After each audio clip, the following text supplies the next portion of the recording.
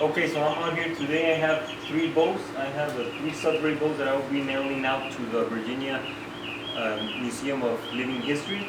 I have like I said, 2 hickory bows and 1 black locust bow. This one's 66 inches long, and it has a draw length of 28 inches maximum, and a draw weight of 40 pounds, or about 42 pounds.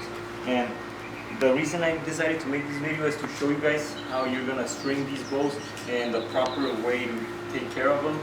So for this bow, you can go ahead and put your feet through it and just string it up like that. The best way to do it, however, is to put your foot on the ground.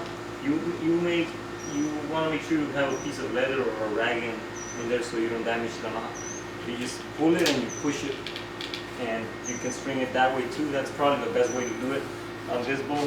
These other bows don't have the string on them like that one does, and these have a reflex.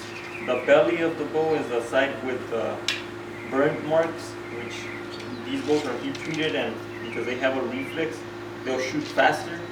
So for this one, you can do it this way. You're gonna hear, when you pull the bow, you're probably gonna hear some noises. A few of the times it's because the string, the rawhide string, stretches and contracts because it's made out of natural material.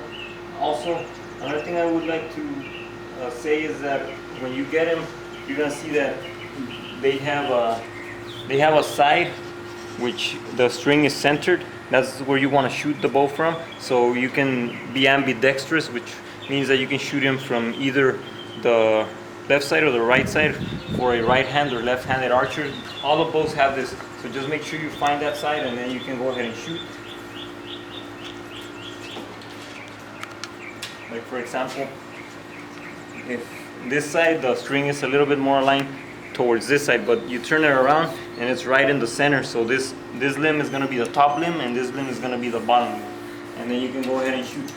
This bow, the black locust bow, you should not draw more than 28 inches or it will break. So remember that, no more than 28 inches or it will break.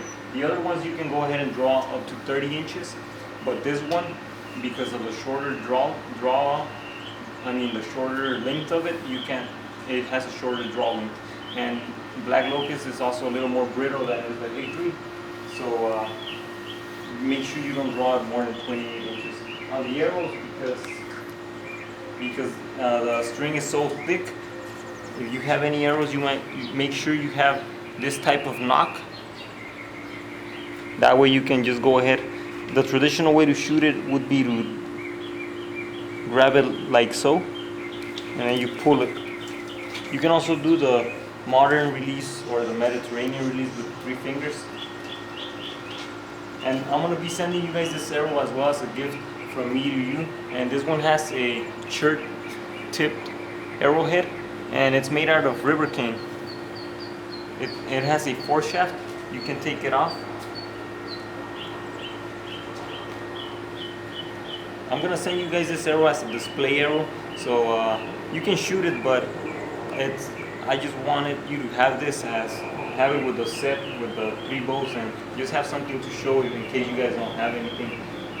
Other than that, you shouldn't leave the bows in a hot car in the summertime, because these bows are sealed with bear fat, and it does keep some of the moisture in and a lot of the moisture out. However, because wood is a natural material, it's going to take in a lot of moisture, especially the hickory, which is, this wood acts like a sponge. So anytime there's moisture in it, you're going to notice that it shoots a little bit slower, and it may lose some reflex.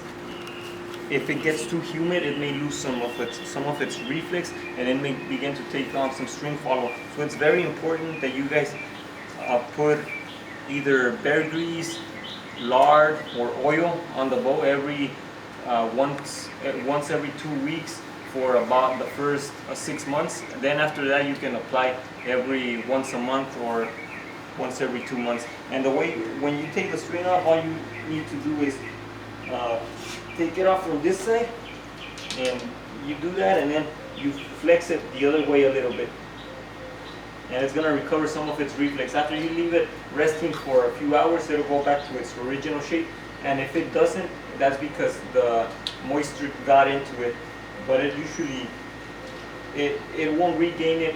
If there's too much moisture in the air, it won't regain it immediately. Other than that, you don't want to leave the bow strung overnight or too long. I usually string mine up, and when I go hunting, I do it for I keep them strung for about 4 hours maximum, and then I just take the string off and let them relax. I want to go ahead and shoot a few shots. I have a box set up over there. This one's this bow is 45 pounds, I believe, at 28 inches. These arrows are pretty small, they're only 26 inches, but let me go ahead and demonstrate.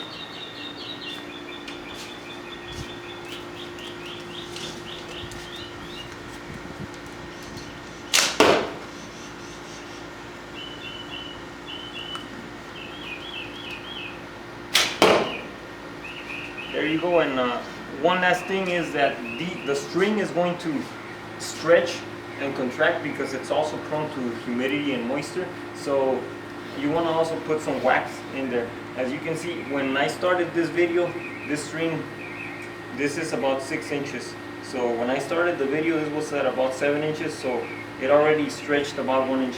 When I take the string off and leave it to rest, it's going to go back to its original length.